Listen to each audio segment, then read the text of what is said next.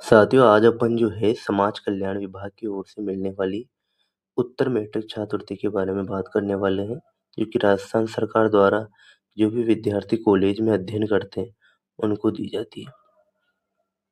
इस स्कॉलरशिप के बारे में अपन जो है पूरी डिटेल यहाँ पर समझेंगे कि किस तरह से इसको अप्लाई करना है, क्या-क्या एलिजिबिलिटी क्राइटेरिया होते हैं और कौन-कौन से डॉक्यूमेंट्स इस स्कॉलरशिप को अप्लाई करने के लिए आपको रिक्वायर्ड होंगे, वो सारी जानकारी अपन इस वीडियो के माध्यम से जानेंगे। एक-एक करके अपन समझते हैं। सबसे पहले अपन इसका इंट्रोडक्शन ले लेते हैं। समाज कल्याण विभाग जो राजस्थान सरकार का एक विभाग है, उसके द्वारा आपको जो है स्कॉलरशिप दी जाती है। एससी, एसटी और ओबीसी वर्ग के जो छात्र हैं, उनको ये स्कॉलरशिप दी जाती है। और ये जो वेबसाइट दिखाई दे रही है, इस वेबसाइट पर जाकर अपन इस स्कॉलरशिप के लिए अप्लाई कर सकते हैं। अब अपन समझते हैं कि क्या-क्या है इस स्कॉलरशिप के लिए जो है एलिजिबिलिटी क्राइटेरिया रखे गए हैं। उन एलिजिबिलिटी क्राइटेरिया को अपन एक-एक करके यहाँ पर समझेंगे। सबसे पहला और महत्वपूर्ण एलिजिबिलिटी क्राइटेरिया जो है, वो है स्टूडेंट आपका एससी, एसटी और ओबीसी वर्ग का होना चाहिए। और इनकम सर्टिफिकेट जो उसका होगा यानी उसके परिवार की जो वार्षिक आय है वह 2.5 लाख से कम होनी चाहिए, वही स्टूडेंट इसके लिए पात्र होंगे। अब अपन समझेंगे कि कौन-कौन से जो डॉक्यूमेंट्स है वो रिक्वायर्ड इस एप्लीकेशन को अप्लाई करने के लिए आपको चाहिए होंगे, उनको एक-एक करके अपन देखने वाले हैं। तो सबसे पहला जो डॉक्यूमेंट्स है वो है आपका कैटेगरी सर्टिफिकेट। अगर आप एससी के स्टूडेंट है, एसटी के स्टूडेंट है, ओबीसी के स्टूडेंट है, तो आपका एक स्पेसिफिक कैटेगरी सर्टिफिकेट बनाया जाता है, वो आपके पास होना चाहिए। वो स्कॉलरशिप जो आप अप्लाई करोगे, तो उस दौरान आपको चाहिए। तो कैटेगरी सर्टिफिकेट एक महत्वपूर्ण डॉक्यूमेंट्स हो जाता है, इस स्कॉलरशिप को लेने के लिए, क्योंकि आपको पहले ही बताया दिया दिया जा चुका है कि एससी, एसटी और ओबीसी वर्ग के छात्र इसके लिए अप्लाई कर पाएँगे। अगला डॉक्यूमेंट्स है इनकम सर्टिफिकेट। इनकम सर्टिफिकेट को जब अपन देखते हैं तो एलिजिबिलिटी क्राइटेरिया में अपन ने समझा था कि 2.5 लाख से कम का आपका इनकम सर्टिफिकेट होना चाहिए। वही इसके लिए पात्र होंगे जिनका इनकम सर्टिफिकेट 2.5 लाख से कम होगा। लास्ट ईयर की एग्ज़ाम मार्कशीट की बारे में बात करें तो जैसे आप फर्स्ट ईयर के अगर स्टूडेंट है कॉलेज में, तो आपकी लास्ट ईयर एग्ज़ाम एग्ज़ाम की मार्कशीट क्या हो जाएगी? जो आपकी 12th की मार्कशीट है, तो वो आपके लिए यहाँ पर जो है सँभाल कर रखनी है। अगला अपन बात करें तो वो है फ़ीस की रसीद। जैसे आप कॉलेज में एडमिशन लेते हैं, तो आपको फ़ीस जमा कराने के बाद एक रसीद दी जाती है कॉलेज द्वारा, वो आपको सँभाल कर रखनी है। वो भी स्कॉलरशिप का जब फॉर्म अपन अप्लाई करते हैं, तो दोनों आपको चाहिए होगी, क्योंकि इसी के बेस पर आपको जो है स्कॉलरशिप दी जाती है, कि कितना जो है आपका अमाउंट जो स्कॉलरशिप का तय होता है, फ़ीस की रसीद के माध्यम से तय होगा। अगला है जन आधार कार्ड, आधार कार्ड, ये दोनों ही आपको सँभाल कर रखने हैं, क्योंकि इसकी डिटेल आपको जो है स्कॉलरशिप का जब फॉर्म अप्लाई करते हैं, तो उसमें भरवाई जाती है। जो बेसिक डिटेल है जैसे ओटीपी बायोमेट्रिक करवाई जाती है, तो आधार के माध्यम से आपका जो है ओटीपी वेरिफिकेशन होता है, बायोमेट्रिक होती है, तो भी यहाँ पर देखना है आपको। अगला डॉक्यूमेंट्स है बैंक की डिटेल। बैंक के पासबुक की डिटेल है, वो आपको सही-सही भरनी है, तरीके से भरनी है, क्योंकि आपकी जो स्कॉलरशिप आएगी, वो एक बैंक अकाउंट में आएगी। अगर बैंक अकाउंट की डिटेल आप गलत देते हो, तो स्कॉलरशिप गलत अकाउंट में जाएगी। तो यहाँ पर आपको ध्यान रखना है कि बैंक की डिटेल आप जो है अच्छी तरह से जाँच लें, उसके बाद ही बैंक की डिटेल फिल करें, ताकि आपकी स्कॉलरशिप आपको मिल सके। अगला है डोमिसाइल सर्टिफिकेट, यानी मूल निवास प्रमाण पत्र। आप कहाँ के निवासी हो, उसके लिए आपको मूल निवास प्रमाण पत्र दिया जाता है, तो मूल निवास प्रमाण पत्र आपके पास होना चाहिए। ये भी एक महत्वपूर्ण डॉक्यूमेंट्स हो जाता है इस एप्लीकेशन के लिए, क्योंकि राजस्थान के जो निवासी हैं उन्हीं को ये मिल रही है, और एससी, एसटी, ओबीसी के वर्ग को तो मिल ही रही है, लेकिन जो राजस्थान के हैं उन्हीं को समाज कल्याण विभाग की ओर से ये छात्रवृत्ति दी जाती है। ये चेकलिस्ट अपन ने बनाई है, इस चेकलिस्ट को ध्यान से देखेंगे, इसमें सारे डॉक्यूमेंट्स दे रखे हैं, चाहे तो आप इसका स्क्रीनशॉट ले लीजिए और इन डॉक्यूमेंट्स को तैयार कीजिए, क्योंकि इन डॉक्यूमेंट की सहायता से आप स्कॉलरशिप का फॉर्म अप्लाई कर पाएँगे।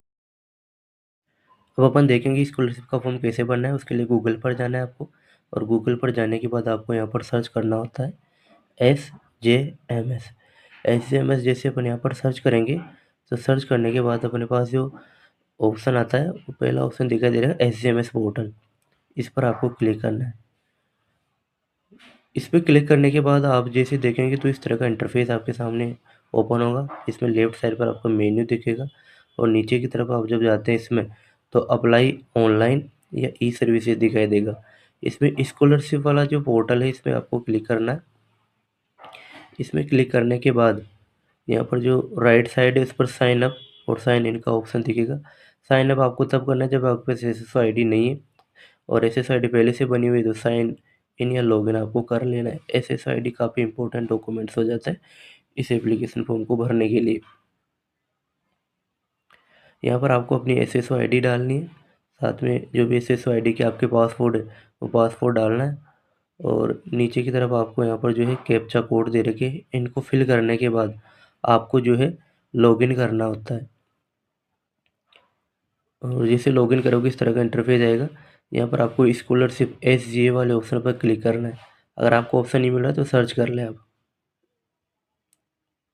इस तरह का इंटरफेस आएगा, ये डैशबोर्ड होता है। यहाँ पर आपने जो भी फॉर्म भर रखे हैं वो सब बताए जाएंगे। जैसे मैंने 3 फॉर्म भरा रखे हैं, और तीसरे में देखिए ऑब्जेक्शन आ रहा है, तो तीर के माध्यम से बता रखा है। ऑब्जेक्शन कैसे क्लियर करेंगे ये अपन अगली वीडियो में देखेंगे।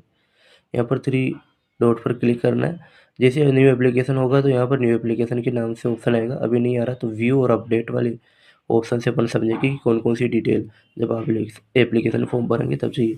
कोई से भी एक फॉर्म से समझ लेते हैं, इससे समझते हैं।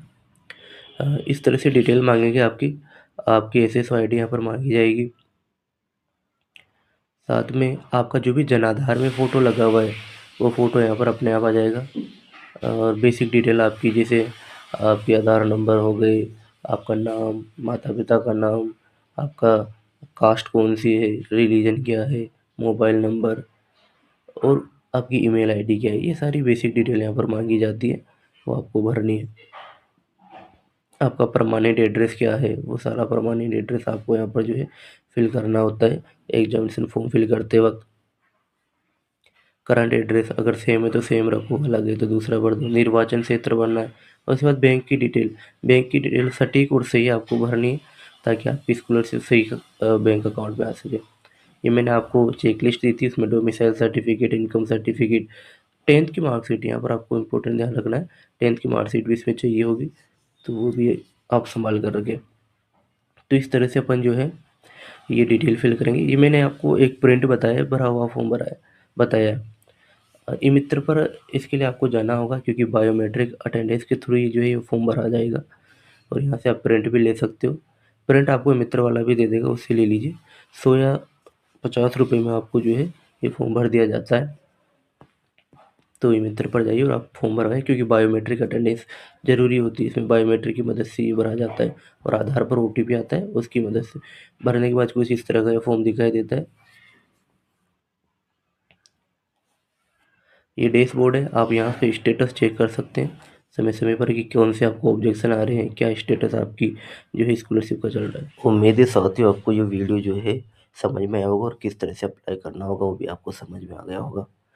अगर आप और भी अन्य स्कॉलरशिप के बारे में जानकारियाँ जानना चाहते हैं तो हमारे एक साथी का चैनल है स्कॉलरशिप ले लो के नाम से, उसको आप जो है यूट्यूब में देख सकते हैं। उसका लिंक डिस्क्रिप्शन में दिया हुआ है, वहाँ जाकर जो है आप बहुत सारी स्कॉलरशिप के बारे में जानकारी उसमें दी हुई है, तो सारी स्कॉलरशिप को आप प्राप्त कर सकते हैं आपकी एलिजिबिलिटी के हिसाब से।